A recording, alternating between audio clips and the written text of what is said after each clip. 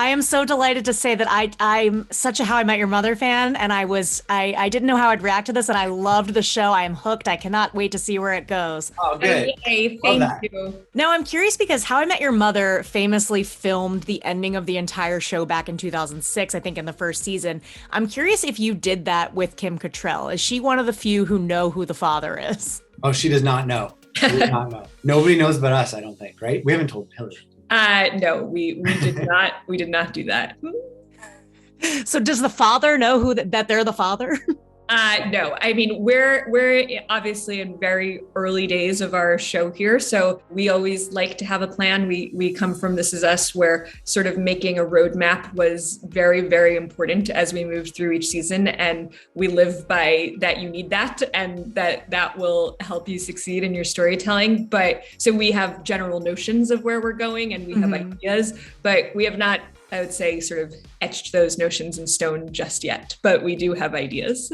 How I Met Your Mother did change the mother at one point. So, since we are in universe and we know that, I know you guys want to establish your own path for a while, but do you think any of the legacy cast will show up in How I Met Your Father, whether down the road or soon? Is that something you're thinking about? Yeah, definitely. I mean, what I think is so cool about this show and the sequel nature of it is like the connection is that we're living in the same version of New York, the same television universe of the original. So that really, the possibilities are endless, whether it's locations that our characters cross through, whether it's, deep background, random characters that only the most diehard fans would ever recognize, or whether, Neil Patrick Harris walks through the door of Sid's bar one day. Like, it's all on the table. One of my favorite things actually is in How I Met Your Mother, they talk about how bad of an idea it is to buy a bar and how everyone in their like 20s, early 30s, and Sid has a bar. Yep. And it's a bad idea. Yeah, they're not wrong. Yeah.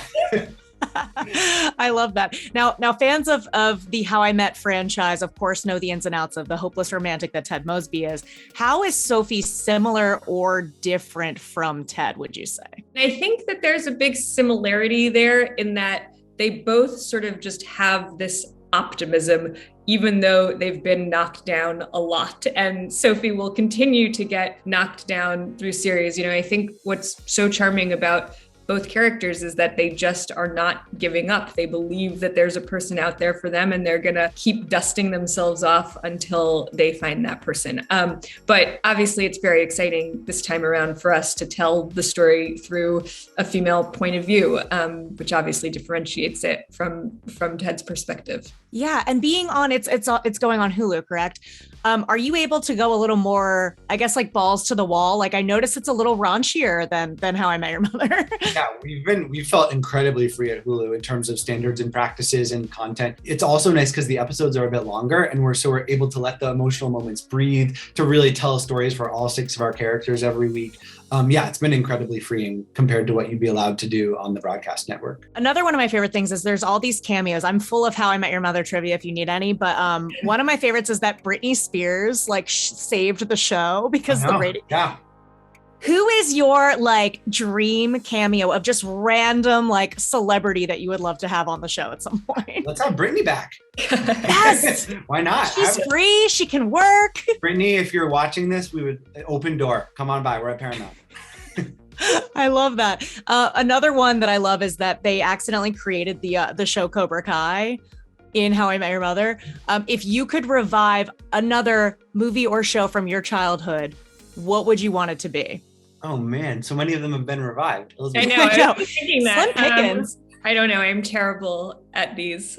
They've all been done. I mean, it would have been Friends, but then we just got that great reunion. So I don't know what's left. I know. Yeah. I was thinking Wonder Years, but they did it. They did it. Yeah. I wouldn't mind seeing what the Cheer Gang is up to. That's not our childhood, but we filmed the show on the same sound stage as theirs, and that's like one of our top sitcoms ever. So that's been very cool. That's always cool on the lots where you're like, that's where that's filmed. That's filmed.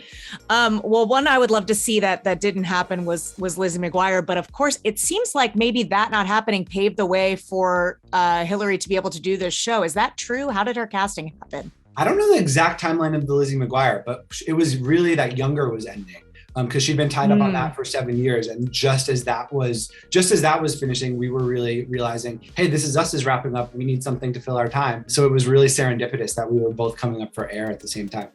Amazing. Well, I'm out of time, but lovely talking to you. Can't wait to talk more throughout the show, please.